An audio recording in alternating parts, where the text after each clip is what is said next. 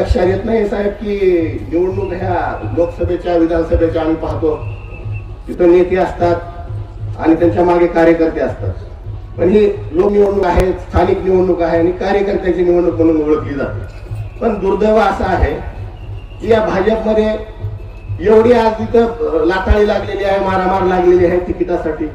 आमच्या किनगावच्या उमेदवारांना 25 लाख रुपये देऊन तिकीट घेतले. असे सगळे तिकीट पैसे घेऊन इथं वाटप चालू आहे. मग कार्यकर्त्यांनी, सर्वसामान्य कार्यकर्त्यांनी काय करायचं हा प्रश्न आहे. मग आम्हाला वाटलं बाबा आमची इच्छा आहे, लोकांची इच्छा आहे, दादांचा जो वारसा आहे, विचारांचा वारसा आहे तो पुढे चालावा, यासाठी म्हणून लोकभावनेतून आम्ही आईची उमेदवारी माझ्या दिली.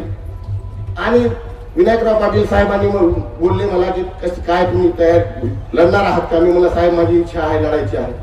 तर ते म्हणले बिलकुल लढा, आम्ही तुमच्या पाठीशी आहोत. आणि अमित भैया असतील आणि ज्येष्ठ नेते दिलीपराव देशमुख साहेब असतील,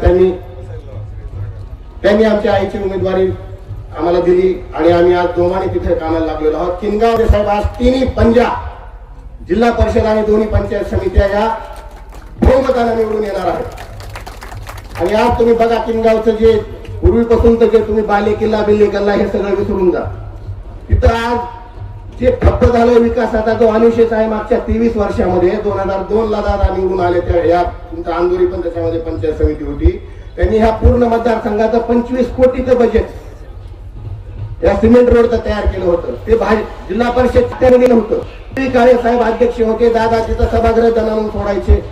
ते अधिकारी सगळे म्हणायचे दादा हे साहेब इथं हे होत नाही, इथं आमच्या ह्याच्यामध्ये नाही. तर त्या 25 कोटीच्या बजेटसाठी दादा मला घेऊन दिल्लीला गेले.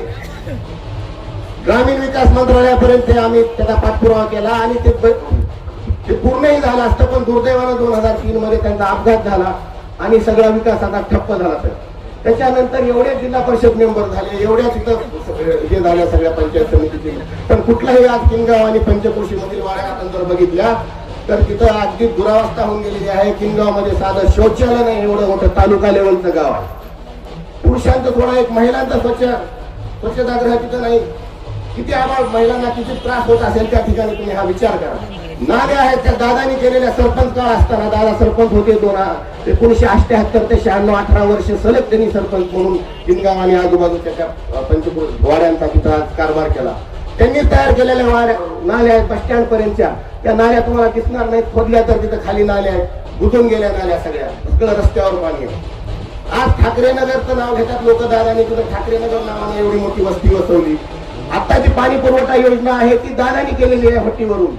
ती पाणी पुरवठा योजना इतिहास जमा झाली, ती कमकुवत होऊन गेली, त्याचा कार्यकाळ संपून गेला. तरी त्याचीच दुरुस्ती चालू आहे, त्याचेच बिलं काढणं चालू आहे आणि त्याच्याच पाणी पुरवठ्यावर अजून तेच काम चालू आहे. मंजूर झालेली त्यांना नवीन पाणी पुरवठा योजना पण सुरू वाटत नाही. म्हणजे सर्वसामान्य लोकांचा इथं कुठेही विचार केला जात नाही. हे त्यांना कुरण झालेलं आहे, चरण्यासाठीचं कुरण आहे आणि ते त्यांना चरण्यासाठी फक्त त्यांना काय भेटतंय त्याच्यासाठी ते फक्त तिथं काम करत आहे. लोकांसाठी आज कोणी काम करायला तयार नाही. पण आम्हाला वाटतंय की हे कुठं तर थांबलं पाहिजे. हा भ्रष्टाचार आज कार्यकर्त्यांच्या निवडणुकीमध्ये देखील नेत्यांचेच सगळे उमेदवार इथं उभा आहेत, त्यांच्यामध्येच मारामाऱ्या लागलेल्या आहेत. काल तिथं सभा झाली साहेब, बसवराज पाटील साहेब जिल्ह्याचे अध्यक्ष त्यांचे आले तिथं. परवा हेलिकॉप्टर घेऊन पंकजाताई आल्या, आमचे मंत्री आले किनगाव मध्ये आणि सगळे पैसे देऊन 500 रुपये हजेरीनं तिथं लोक आले, तरी देखील ते सभा मंडप भरला. आणि काय तिथं त्यांच्या नेत्यामधील भांडण, माझं तिकीट कापलं, हे केलं ते केलं, त्या तुमच्या त्या गोंधानाच्या अंगावर त्यांचेच नेते. म्हणजे एवढी दुरावस्था झालेली आहे, एवढी बिकट परिस्थिती आहे. आणि आपल्याला ह्याच्यातून जर बाहेर पडायचं असेल तर आपल्याला महाविकास आघाडीच्या सर्व उमेदवारांना तुतारी आणि पंजा आणि मशाल या चिन्हासमोरील बटन दाबून आपल्याला येणाऱ्या 7 तारखेला या सर्व उमेदवारांना बहुमताने निवडून आणायचं आहे. आणि जिल्हा परिषदेमध्ये पुन्हा एकदा महाविकास आघाडीचं आपल्याला सरकार तिथं आणायचं आहे. त्याशिवाय हे बदलणार नाही मित्रांनो. महानगरपालिका आपल्या समोर आहे, त्या ठिकाणी आता आपले काँग्रेस महाविकास आघाडीचं सरकार आलेलं आहे ना. जिल्हा परिषद मध्ये पण निश्चित आपलं सरकार येणार आहे आणि आपल्या सर्व ज्या काही आपल्या समस्या असतील त्यासाठी इथं सर्व नेते आपल्यासाठी झटणार आहेत. एवढं बोलून मी माझे 2 शब्द संपवतो आणि आभार मानतो. धन्यवाद.